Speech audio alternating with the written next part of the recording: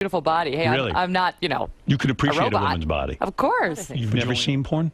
I've seen some porn, yeah. What I've kind of seen porn it. did you watch? I don't, just random, obviously, look at my business. I mean, we do Right. this segment called Kelly's Court every day where we talk about morons and what they're doing out there. And Right. half the time it's about some sex tape that some celebrity got herself involved in. That's so, true. Quite honestly, if you were to look at the history on my work computer, you'd be stunned. It'd be a lot of XXX stuff because of the people who come on the show. Your parents must. So you were out of high school? You mean you waited till after high school? I mean, I was, mature enough and in love. You know how you know this video is old again? And I'm actually going to stop watching this because I don't think this is a fair representation. I think it's a little bit pathetic of whoever posted this, if I'm being completely honest.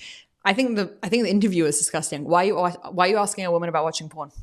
In what universe is that appropriate? It's not appropriate. What a woman does in her, it's like, what do you do with your husband? That's none of your business. And it should never have been appropriate to ask this. But this is kind of the old universe that we got used to, which Megyn Kelly was a very big part of defending and changing and shifting. And now to see her going into the whole, like, you got a micro penis thing. It's pathetic. I am not somebody who believes in bringing somebody's old issues, like mistakes that they made in the past, if they've really kind of proven that they've changed and shifted over time. I think that's a huge mistake that people make. And I think it only does to belittle people. Of course, as human beings, we change and we grow and we morph. But I do think that at this point, with this amount of media training from both Megyn Kelly and Mark Levin, come on, guys. You don't have to go for the deep throat micro penis thing. It's high school. It's childish. It's embarrassing.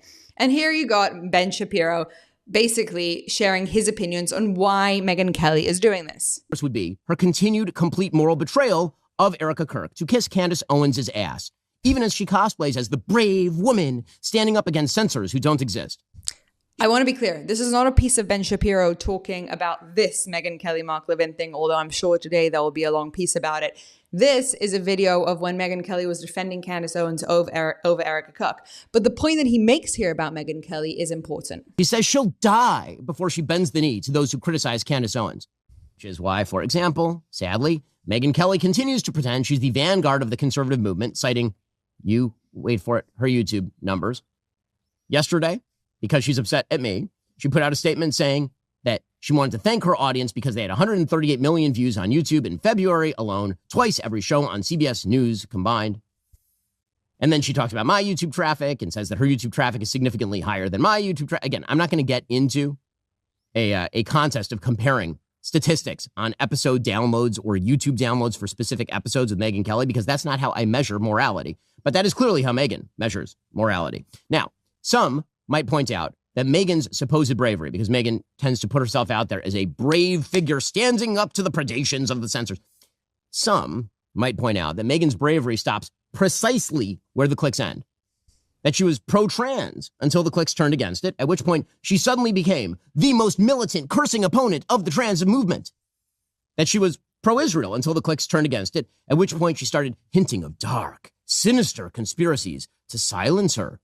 That she was pro-Erica Kirk until the cliques turned against it, at which point she went totally silent on Candace Owens, slandering the widow of her supposed friend.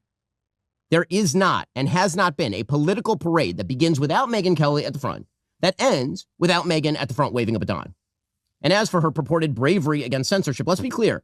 According to Megyn herself, she's thriving. She's got great traffic. No one's censoring her.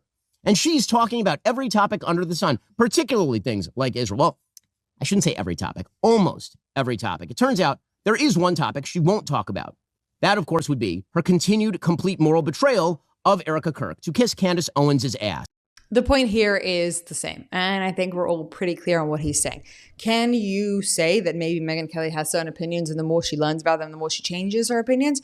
Yes, but there's also, I think at this point, a lot of merit and grounds to the argument that she really just does clickbaity things, like calling a man a micropenis, which I just want to say, all of those people out there constantly defending females, and I couldn't even watch that video of Megyn Kelly being asked about porn and threesomes and all that stuff because it's so cringe.